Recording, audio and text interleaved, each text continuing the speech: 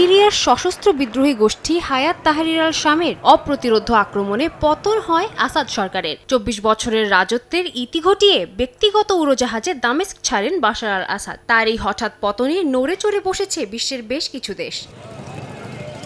বিদ্রোহীদের ক্ষমতা দখল নিয়ে ইসরায়েলেরও টনক নড়েছে। এতে ১৯৭৪ সালের পর আবারও সিরিয়ার সীমান্তে ঢুকে পড়েছে ইসরায়েলের সশস্ত্র বাহিনীর ট্যাঙ্ক। মারিফ পত্রিকার বরাতে কাতার ভিত্তিক গণমাধ্যম আল জাজিরা জানায়, সিরিয়ার সশস্ত্র বাহিনী কিংবা নাগরিকরা যাতে ইসরায়েলে ঢুকতে না পারে সেজন্যই এই পদক্ষেপ নেওয়া হয়েছে। বিদ্রোহীদের আক্রমণের প্রতিক্রিয়ায় ইসরায়েল সিরিয়ার মাটিতে তার সামরিক উপস্থিতি জোরদার করবে বলার কিছুক্ষণ পরই ইসরায়েলি সেনাদের সিরিয়ায় প্রবেশ করতে দেখা যায় বলে জানা গেছে।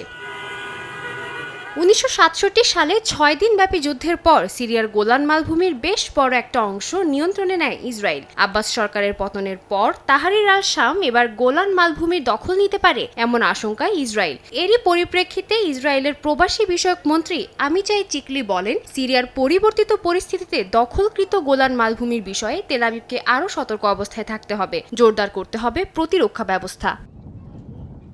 সাদিয়া তাসনিম, সময় সংবাদ।